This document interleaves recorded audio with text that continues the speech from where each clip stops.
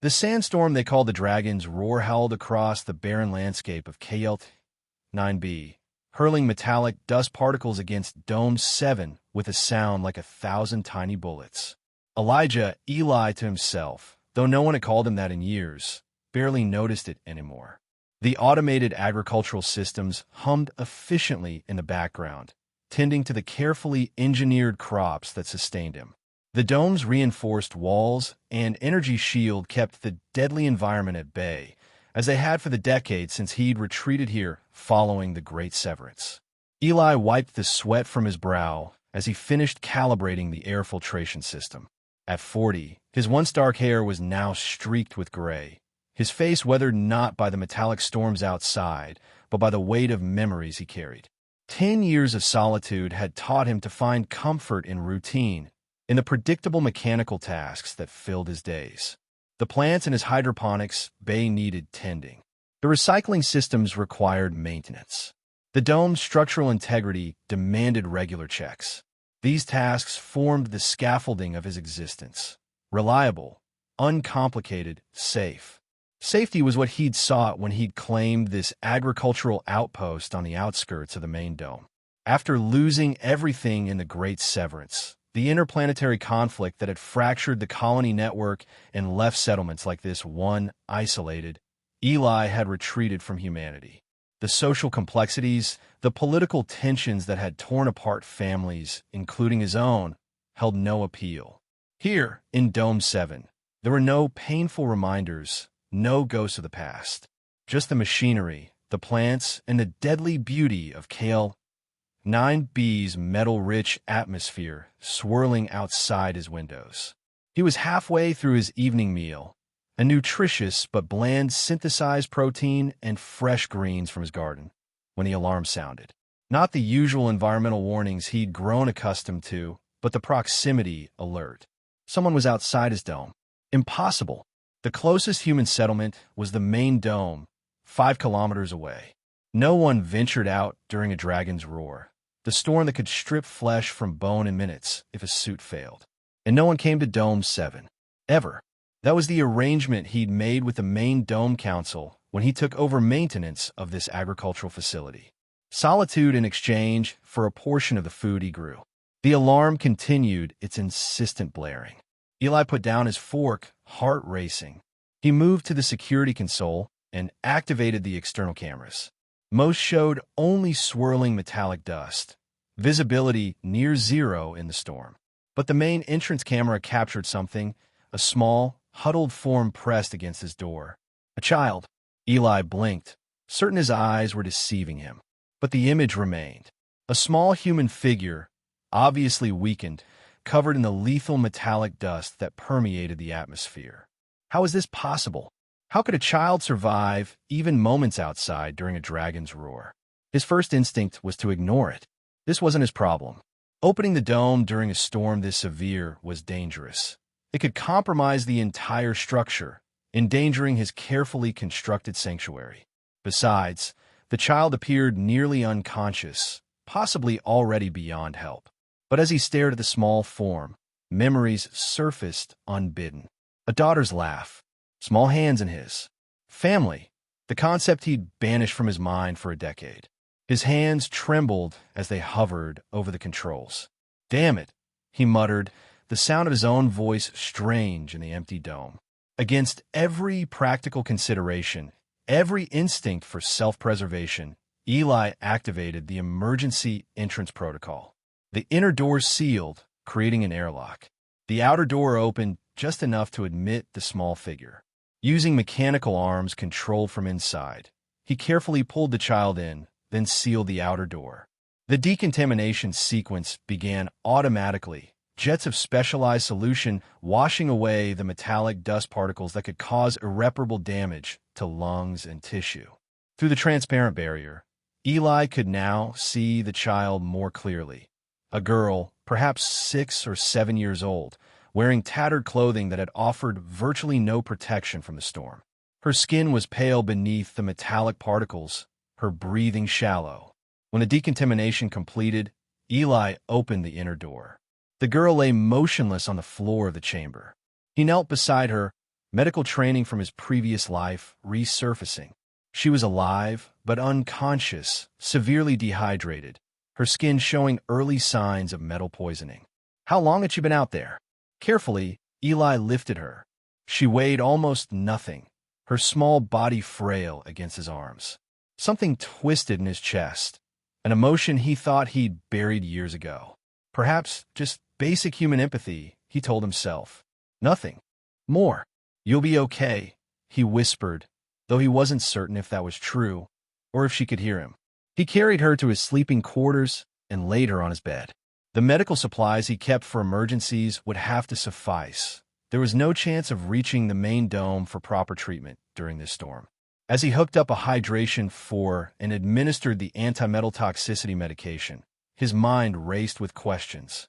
Who was she? Where had she come from? Why was she alone in the storm? The main dome strictly controlled reproduction, and children were never left unsupervised, especially not on the surface.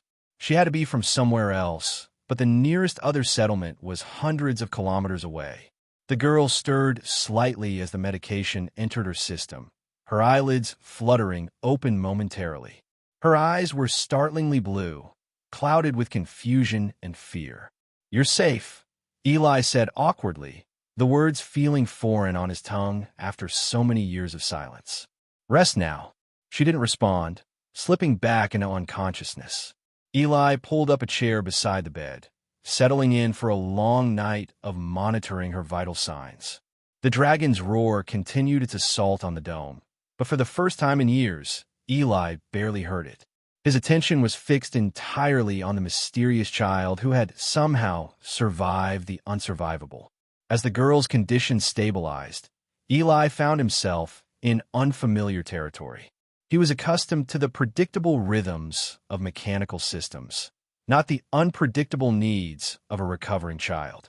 She slept fitfully for nearly 2 days, occasionally waking in a haze of confusion before drifting back to sleep. When she finally awoke properly, she shrank away from him, eyes wide with fear. "It's okay," Eli said, keeping his distance. "You're safe here. I'm not going to hurt you." He offered her water, which she accepted with trembling hands. "What's your name?" She stared at him silently, clutching the water cup like a shield. "I'm Eli," he tried again. "This is Dome 7. I found you outside during the storm." Recognition flickered in her eyes at the mention of the storm, but still she didn't speak. Eli sighed, running a hand through his graying hair. He wasn't equipped for this. Neither his dome nor his emotional state was designed to accommodate a traumatized child. "Are you hungry?" he asked. A tiny nod. Progress. He prepared a simple meal of synthesized protein and fresh vegetables, setting it before her.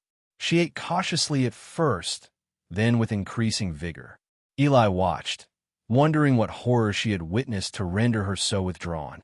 The metal poisoning had been moderate, treatable, thankfully, but she must have been exposed to the atmosphere for longer than should have been survivable.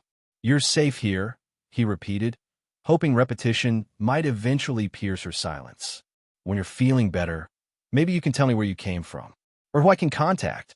She paused her eating, looking up at him with those startling blue eyes. For a moment, he thought she might speak, but instead, she simply returned to her meal. The days that followed established an uneasy rhythm. The girl, still unnamed, recovered her physical strength quickly, but remained largely silent, answering questions with nods or shakes of her head at most. Eli found himself oddly protective of her, his decade of solitude disrupted in a way that was both unsettling and strangely compelling. He showed her the hydroponics bay, explaining his work in simple terms. She seemed fascinated by the plants, running her small fingers over leaves with a gentleness that surprised him. In his workshop, she watched intently as he repaired equipment, occasionally handing him tools before he asked, displaying an intuitive understanding that belied her young age. On the 4th day, she spoke her first word to him. "Lyra," she said quietly, as they sat together at the evening meal. Eli looked up, startled. "Is that your name?" "Lyra." She nodded, a hint of a smile touching her lips for the first time.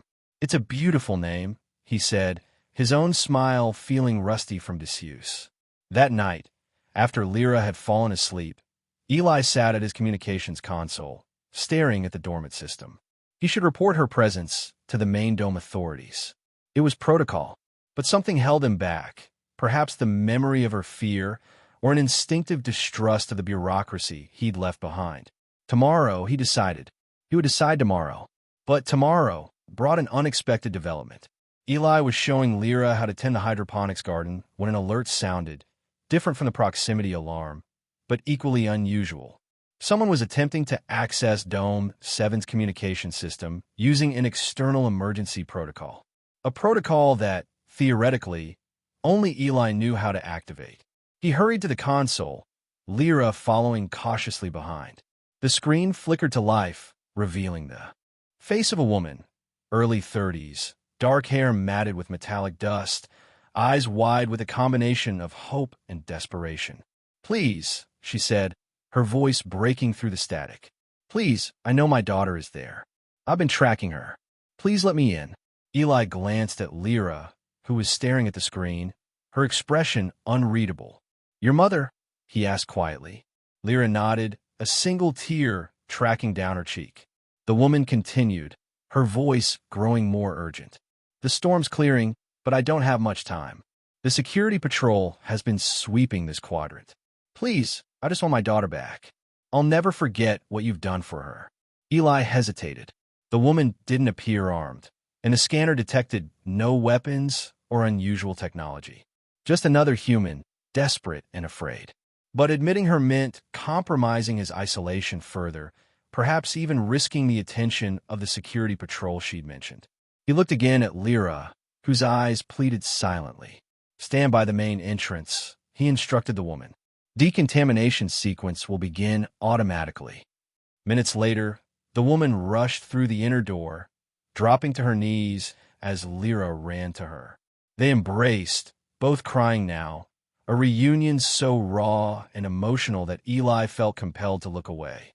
He retreated to his workstation, giving them privacy while remaining close enough to intervene if necessary. Though what exactly he was protecting them from, he wasn't entirely sure. Eventually, the woman approached, Lyra's hand clutched firmly in hers. Up close, Eli could see the exhaustion etched in her face, alongside a striking resemblance to her daughter. The same blue eyes, though hers held a wary calculation that Lyra's innocent ones lacked. "My name is Serafina," she said. "I can't thank you enough for saving Lyra." Not many would have opened their dome during a dragon's roar. Eli nodded awkwardly. "She needed help." "I'm Eli. I know who you are," Serafina replied, surprising him.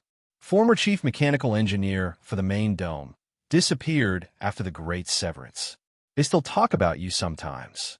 Eli stiffened. His past was not something he discussed or acknowledged.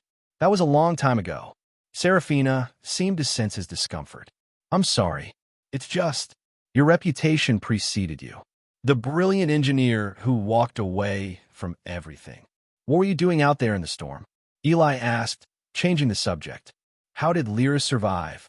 Serafina's expression darkened. "We were part of a free settlement. People who chose to live outside main dome's control. We'd found an abandoned research facility with functional life support, modified it. We were just trying to live free." Her voice caught. "The security patrol found us 3 days ago. Said we were violating resource allocation protocols and unauthorized reproduction laws." Eli's stomach tightened. Main dome's population control measures had grown increasingly draconian since the Great Severance. Resources were tightly rationed, childbearing strictly regulated. "They came without warning," Serafina continued. "God, my husband," he held them off while we ran. "Lyra got separated from me in the storm. I've been searching ever since." She looked down. "I don't know if Kai survived." Lyra pressed closer to her mother, eyes downcast. Eli felt a surge of anger, not an emotion he'd allowed himself to feel in years. The security patrol hunting people, hunting children, for the crime of existing outside their control. "You're welcome to rest here," he said, surprising himself, "until you're both recovered enough to travel." Relief washed over Serafina's face. "Thank you. We won't stay long. I know we're putting you at risk just by being here. Eli nodded, already wondering if he'd made a mistake. His peaceful isolation was now irreparably disrupted, his dome harboring fugitives from main dome law. Yet as he watched Lyra whispering something to her mother, her first signs of animation since arriving, he couldn't bring himself to regret his decision.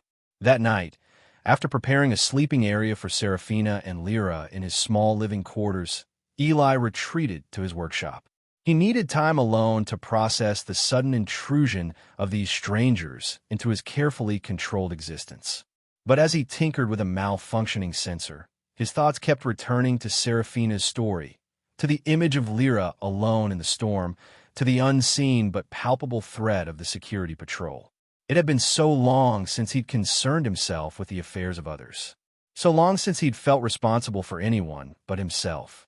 The weight of it was both familiar and strange, a muscle memory from a life he'd abandoned. The following days established an uneasy routine. Seraphina, once she'd rested, proved herself useful, helping maintain the dome systems with a basic technical knowledge that surprised Eli. Lyra slowly emerged from her shell, occasionally laughing as she helped tend the garden or watched Eli work. The dome, designed for one, felt cramped with 3 occupants, yet paradoxically less empty than it had in years. But tension underlay every interaction. Eli regularly checked his perimeter sensors, watching for signs of security patrol activity. Seraphina grew increasingly anxious as days passed, clearly torn between gratitude for the sanctuary and fear of overstaying their welcome. One evening, as Lyra slept, Seraphina approached Eli in his workshop. She looked more composed than she had since arriving, though the worry lines around her eyes remained. "We should leave tomorrow," she said quietly. "You've done more than enough, and we're putting you at risk." Eli continued calibrating the tool in his hands, not meeting her eyes. "Where will you go?" "There are other free settlements. Further out, harder to find. With a child? In this environment? The next settlement is hundreds of kilometers away." Seraphina's composure cracked slightly. "What choice do I have? The security patrol won't stop looking. If they find us here, you'll be implicated too, harboring fugitives." Eli set down his tools, finally looking at her. "And if they catch you out there?" Her eyes hardened. "They'll take Lyra to a recalibration center. They call it rehabilitation, but it's where they send children born outside the system. There, processed, assigned to families who've earned child permits, reconditioned to forget their past." Her voice broke. "I can't let that happen to her." Eli felt sick. He'd known of the centers during his time in Main Dome, but like many, he'd accepted the sanitized, official version. Places where unfortunate children were given opportunities for proper socialization. Seraphina's description painted a far darker picture. "And you?" he asked. "Imprisonment likely. Or surface reassignment, their euphemism for execution. Unauthorized reproduction is a severe resource crime." Eli stood abruptly, pacing the small workshop. The injustice of it clawed at something long buried inside him. The same sense of outrage that had ultimately driven him from Main Dome, though he'd channeled it into isolation rather than resistance. Seraphina watched him, a calculating look entering her eyes. "There is one other possibility." She hesitated. "It's a lot to ask, especially of someone who clearly values his solitude." Eli stopped pacing. "What?" "Registration of dependents works differently for established dome operators like yourself. You have resource allocation privileges. If Lyra and I were registered as your family, we'd be protected under Main Dome law." She took a deep breath. "If you claimed me as a spouse, they couldn't legally separate us." Eli stared at her, momentarily speechless. "You're asking me to marry you? A woman I met 3 days ago." "Not for love," Seraphina clarified quickly, her cheeks flushing. "A legal arrangement only. A protection for Lyra. Once registered, they can't take her without due process, which gives us time to—" She trailed off. "To what?" Eli pressed. "To figure out a more permanent solution," she finished, though something in her tone suggested she hadn't fully revealed her thinking. Eli shook his head in disbelief. "The Main Dome doesn't simply approve marriages on request. especially not to someone without identification in their system. They'd investigate your background. I know, Serafina acknowledged. We need to create documentation, a background. It wouldn't hold up to deep scrutiny, but might buy time. You've given this thought, Eli observed. I've had to consider every possibility since they found our settlement. Her eyes met his, unwavering despite the plea in them. I know it's an outrageous request. I wouldn't ask if I saw any other way to protect Lyra. Eli turned away, overwhelmed. This was precisely why he'd chosen isolation, to avoid the messy complexity of human needs, human desperation. Yet here it was, intruding on his carefully constructed peace. The rational choice was clear. Refuse, send them on their way tomorrow, return to his solitude. But the image of Lyra in a recalibration center haunted him, as did the thought of them facing the planet's deadly environment alone. I need time to think, he said finally. Serafina nodded, relief and anxiety warring in her expression. Of course. Thank you for even considering it. After she left, Eli sat alone in his workshop for hours, turning over the impossible request and its implications. Marriage, even one of convenience, meant legal entanglement with Main Dome, sacrificing the arm's-length arrangement he'd cultivated for a decade. It meant responsibility, commitment, risk. Yet, as dawn broke, casting rose-gold light through the dome's transparent sections, Eli found himself no closer to a decision. He moved through his morning routine automatically, checking systems that had functioned flawlessly for years, avoiding both Serafina and Lyra. It was mid-morning when the perimeter alert sounded. Eli froze, then rushed to the monitoring station. The sensor showed a small patrol unit approaching from the direction of Main Dome. 3 figures in regulation environment suits, moving with the precision of trained security officers. Serafina appeared at his side, her face draining of color as she saw the display. "They've found us," she whispered. "We don't know that," Eli countered, though the timing was suspiciously coincidental. Dome 7 is officially under Main Dome jurisdiction.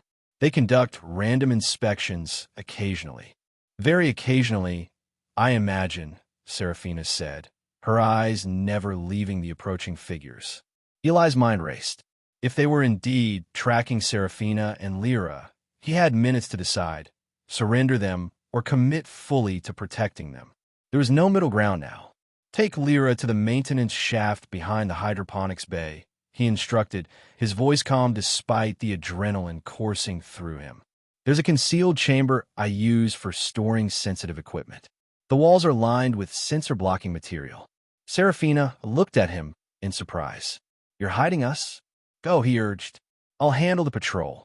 As she hurried to collect Lyra, Eli quickly tidied the living quarters, removing any evidence of his guests. Then he activated the communications channel. "Security Patrol, this is Dome 7 operator Elijah Grant. I'm reading 3 approaching units. Please identify your purpose." A brief pause, then a clipped response. "Routine inspection, Operator Grant. Please prepare for entry protocols." Routine. Perhaps it truly was coincidence. Or perhaps they were being cautious, uncertain if their quarry had reached this dome. Either way, Eli knew his next actions would irrevocably alter his carefully constructed life. By the time the security patrol had completed decontamination and entered Dome 7, Eli had composed himself. He greeted them with the detached politeness he'd perfected in his dealings with Main Dome officials over the years. "Officers," he nodded, "you're a long way from your usual patrol routes." The lead officer, a hard-faced woman with sergeant insignia, removed her helmet. Expanded sweep pattern, resource allocation audit combined with security concerns. Her eyes scanned the dome's interior. "Still maintaining this operation solo, Operator Grant?" "As always," Eli replied. "My quarterly production reports are up to date, if that's what this audit concerns." "Partially," she acknowledged. "We're also tracking unauthorized individuals in this sector. Fugitives from a dismantled, illegal settlement." Eli raised an eyebrow, feigning mild interest. "I wasn't aware there were settlements out here besides the research stations." "These weren't authorized researchers," a younger officer interjected. "Resource thieves." Illegal breeding program. The sergeant shot him a silencing glare before turning back to Eli.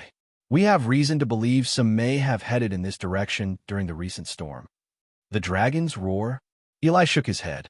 No one survives that without proper equipment. And I've seen no one. Nevertheless, we'll need to conduct a standard sweep. Eli shrugged. Of course. Though I'm not sure what you expect to find. Dome 7 isn't exactly spacious.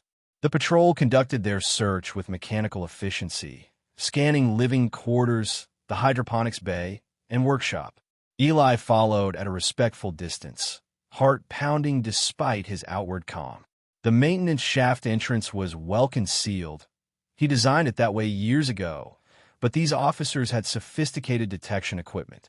As they approached the hydroponics bay, the young officer activated an enhanced scanner. Eli tensed imperceptibly. Sir, the officer called to the sergeant. I'm getting unusual readings from behind this panel.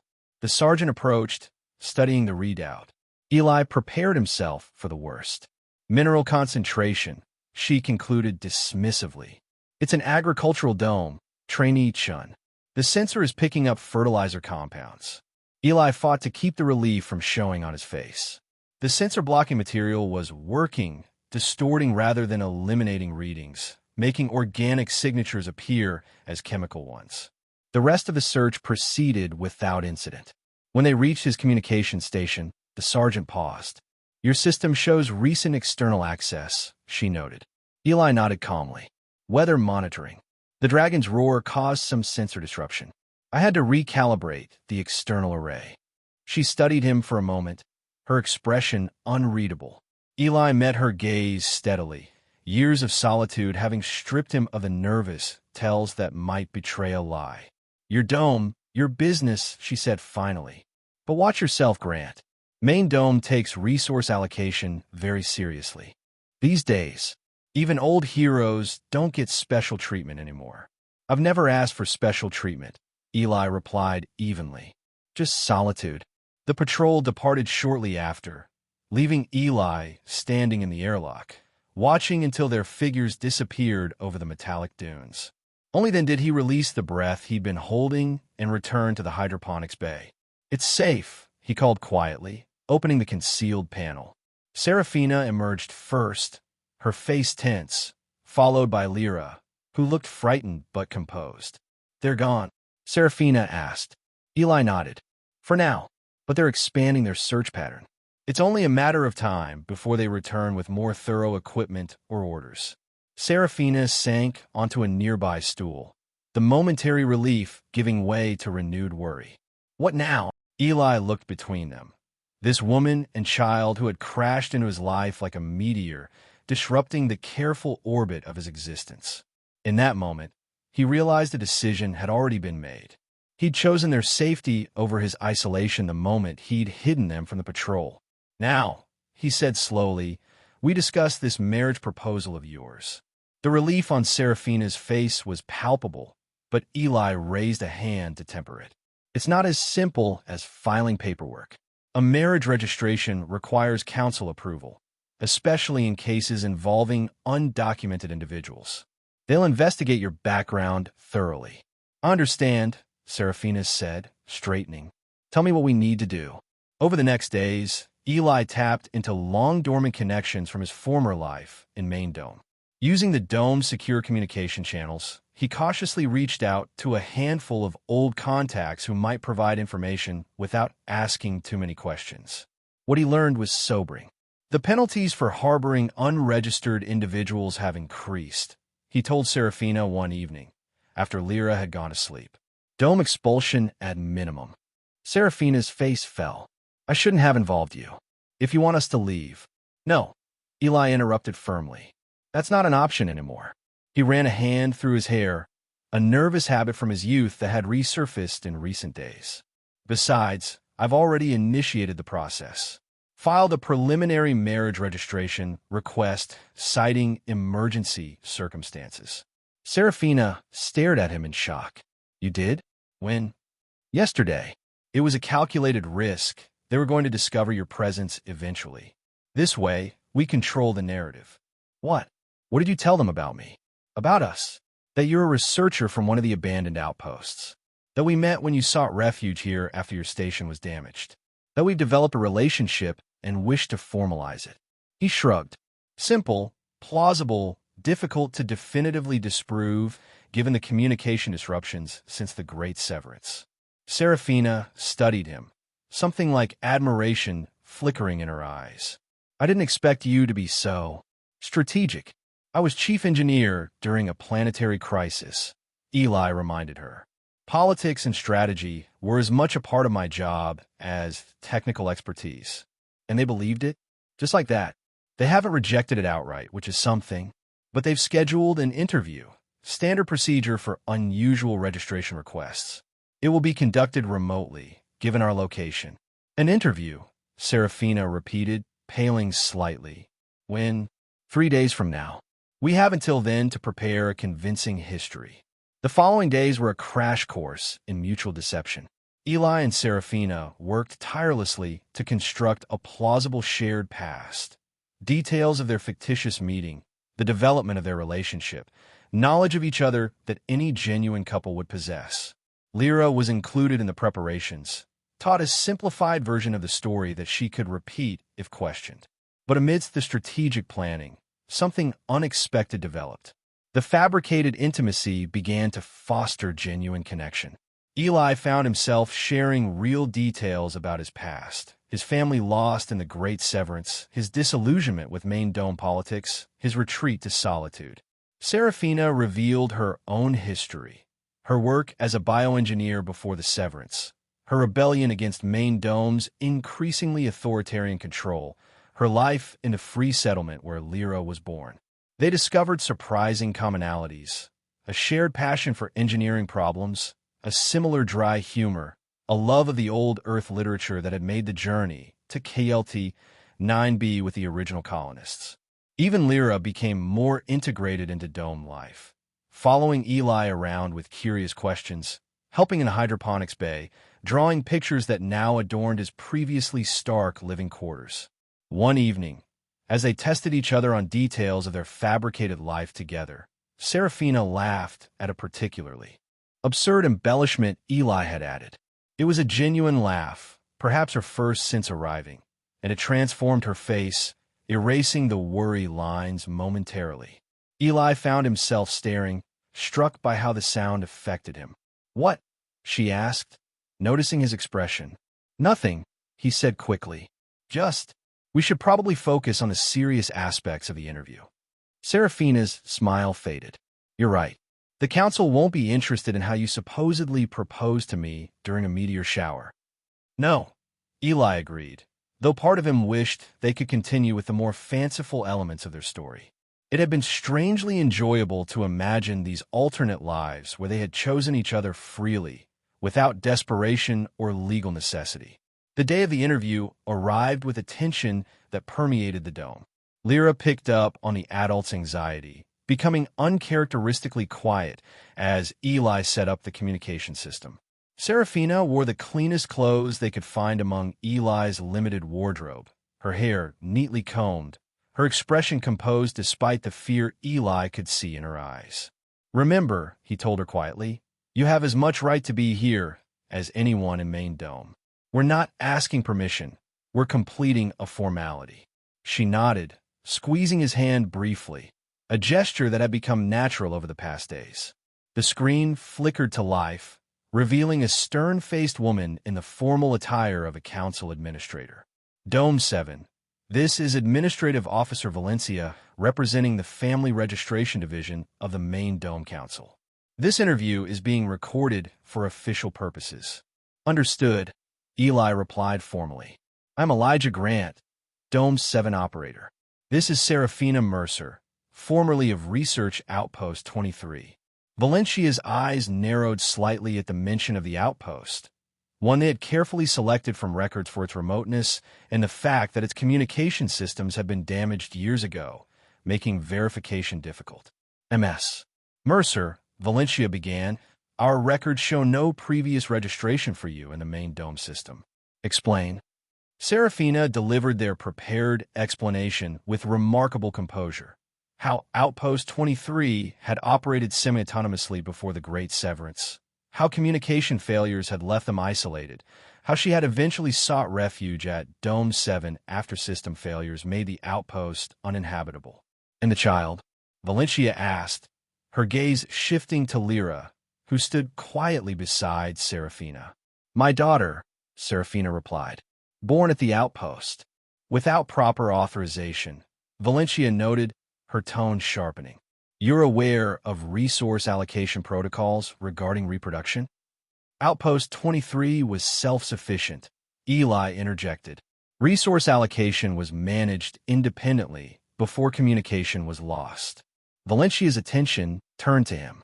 And you, Operator Grant, after 10 years of registered solitary status, you suddenly wish to form a family unit. Why now? Eli felt Serafina tense beside him. This was the question they'd anticipated and rehearsed for, yet now that it was asked, the prepared answer fell hollow. Because I was tired of being alone, he said instead, the truth of the words surprising him even as he spoke them. I left Main Dome to escape politics, not humanity. When Serafina and Lyra arrived, I realized what I'd been missing. Serafina glanced at him, momentary surprise crossing her features before she composed herself. Valencia studied them both through the screen, her expression unreadable. Dome 7 is classified as an agricultural production facility, not a family residence. Its primary purpose remains agricultural production, Eli countered.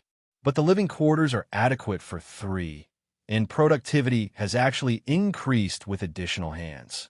The questioning continued for nearly an hour, probing questions about their relationship timeline, Lyra's education plans, resource usage projections. Eli and Serafina answered with a combination of rehearsed responses and improvisation, their hands occasionally brushing in unspoken support. Finally, Valencia sat back. The council will review your application and supporting documentation. A decision will be communicated within 7 days. Until then, MS. Mercer and the child are granted temporary resident status at Dome 7. Her eyes narrowed slightly. I should note that any discrepancies discovered during our verification process will result in immediate status revocation and possible additional penalties. Understood, Eli replied evenly. We have nothing to hide. When the screen went dark, Serafina released a shaky breath. Do you think they believed us?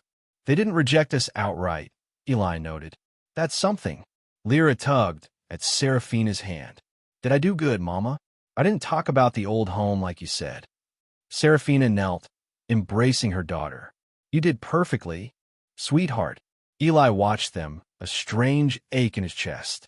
The interview had forced him to articulate feelings he'd barely acknowledged to himself. The way this unexpected intrusion into his solitude had become something he now couldn't imagine losing. The following days passed in a state of suspended anxiety. Eli monitored communication channels obsessively, watching for any sign of the council's decision or, worse, approaching security patrols. Serafina threw herself into dome maintenance with ferocious energy, as if proving her usefulness might somehow influence the distant council's deliberations. Lyra, remarkably resilient, continued to adapt to life in the dome. She followed Eli on his maintenance rounds, asking endless questions about how systems worked. In quiet moments, he found himself teaching her basic engineering principles, surprised by her quick understanding and genuine interest. For days after the interview, a minor crisis brought unexpected clarity. The dome's atmospheric filtration system, essential for removing trace metallic particles that inevitably infiltrated during maintenance, began to malfunction. The issue was complex, requiring access to narrow maintenance tunnels and precise calibration of sensitive components. Eli and Serafina worked together seamlessly, her smaller frame allowing her to reach components he couldn't access, his experience guiding their troubleshooting. When the system finally hummed back to life, properly balanced, they exchanged exhausted but triumphant smiles. We make a good team, Serafina said softly. We do, Eli agreed, surprised by how natural it felt to speak in terms of we rather than I after so many years of solitude. That night, as Lyra slept, They sat together in the small living area, the dome's lights dimmed to conserve energy. The conversation drifted to more personal territories than their usual strategic discussions. If the council approves our registration, Serafina began hesitantly, what happens then? With us, I mean. Eli considered the question. Legally, we be a family unit. You and Lyra would have protection under main dome law. That's not what I'm asking, she clarified, meeting his eyes directly. This arrangement began as necessity, but she hesitated. These past days, working together, building this deception, it hasn't felt entirely like deception to me. Eli's heart quickened. No, he admitted. Not to me either. I don't expect romantic declarations, Serafina continued. We barely know each other, despite all our crash course sharing. But I think there's something real here, something that could grow, given time and freedom from fear. She looked down. Or maybe I'm misreading everything because I'm desperate for stability for Lyra. Eli reached across the small space between them, taking her hand. You're not misreading, he said quietly. I haven't felt this connected to anyone since before the great severance. It terrifies me, honestly. I built this life to avoid exactly this kind of vulnerability. Serafina's fingers tightened around his. I understand fear of vulnerability. After losing our settlement, after nearly losing Lyra, part of me wants to never risk attachment again. Her eyes met his. But that's no way to live. Not really. No, Eli agreed. It's just survival. I think I forgot there was a difference. They sat in companionable silence for a while, hands still joined, the dome's systems humming softly around them. Whatever the council decides, Eli said finally, I want you both to stay. Not out of obligation or necessity. Because I want you here. Serafina's smile was worth every moment of anxiety the past weeks had brought. I want that too. Their moment of connection was interrupted by an urgent alert from the communication system. Eli rushed to the console, Serafina close behind. The screen displayed a priority message from Main Dome Central. Registration request. Decision pending. Supplemental verification required. Physical inspection of Dome 7 scheduled. Representatives will arrive within 24 hours. Eli's blood ran cold. Physical inspection. They're suspicious. Serafina paled. What do we do? Eli's mind raced through options. They could run, abandon the dome, and take their chances in the hostile environment. They could confess, throw themselves on the mercy of the inspection team. Or they could hold their ground, continue the deception, and hope it withstood in-person scrutiny. We stick to the plan, he decided. Our story is solid. We've been living it for days now. It's becoming truth in its own way. But what if they bring enhanced verification equipment? DNA scanners to check Lyra's parentage? Historical record from Outpost 23? They might, Eli acknowledged. But we have one advantage. I know how these inspections work. I helped design the protocols years ago. He started rapidly accessing the Dome's security systems. And I've made certain modifications to Dome 7 since taking over. Through the night, they prepared. Eli activated dormant security measures, subtle countermeasures designed to interfere with certain scanning technologies without being detectable themselves. Serafina reorganized the living quarters, strategically placing the few personal items they had to support their fabricated history. Lyra was briefed again, gently but thoroughly, on the importance of maintaining their story. By morning, they were exhausted but ready.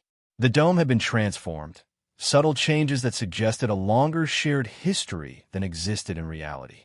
Old research materials from Eli's archives were repurposed to create the illusion of Serafina's scientific background. Photos were digitally altered. Even Lyra's drawings were carefully curated to show a progression of time.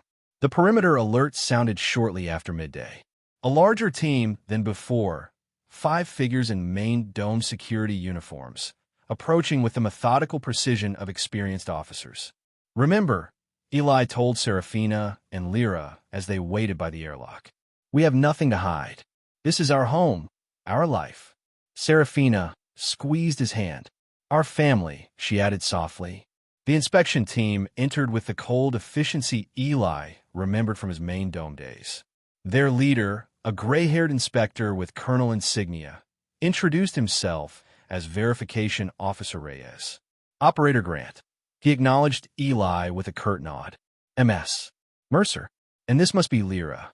Lyra pressed closer to Serafina, but managed a small nod. Eli stepped slightly forward, unconsciously protective. You understand this is standard procedure for unusual registration requests, Reyes continued, particularly those involving previously unregistered individuals. Of course, Eli replied. We have nothing to hide.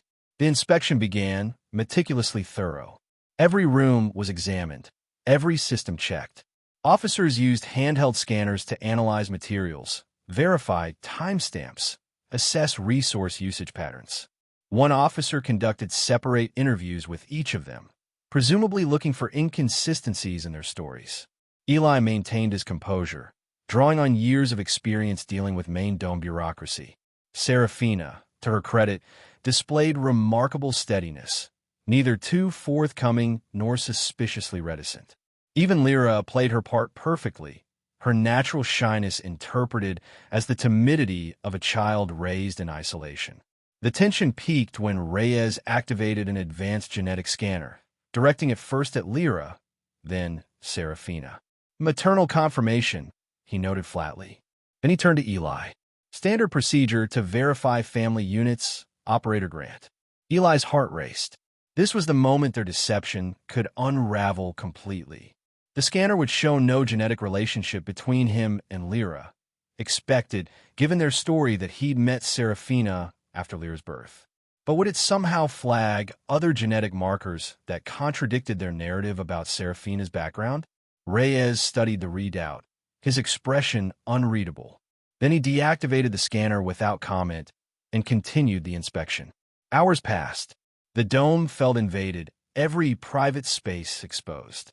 By the time the inspection team gathered in the main living area, Eli was mentally exhausted but refused to show it. Your documentation will receive final review at Central, Reyes announced formally.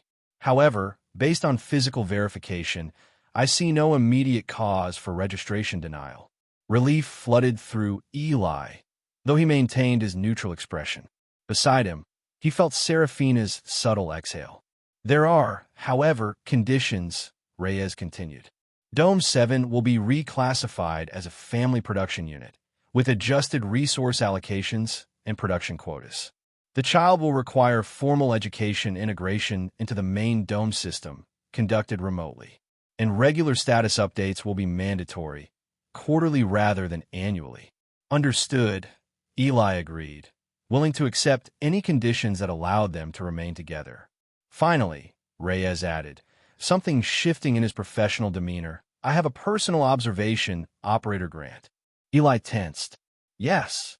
I served under you, briefly, during the Great Severance. Engineering Corps, Damage Control Division. A ghost of a smile touched Reyes' otherwise stern face. Many wondered what happened to you after you left. I'm pleased to see you found something worth coming back for. With that cryptic comment, Reyes signaled to his team. They departed as efficiently as they'd arrived, leaving the dome feeling strangely hollow, yet also, paradoxically, more like home than it had in 10 years. When the airlock sealed behind them, Serafina collapsed onto the nearest chair. They believed us, she whispered. Or at least, they're allowing themselves to believe. Eli nodded, still processing Reyes' final comment. It seems so. Lyra, released from the strain of maintaining their story, rushed to hug them both. Are we safe now? Can we stay forever? Eli and Serafina exchanged glances over her head, a look of shared understanding, shared hope, and lingering caution. We can stay, Serafina told her daughter, smoothing her hair.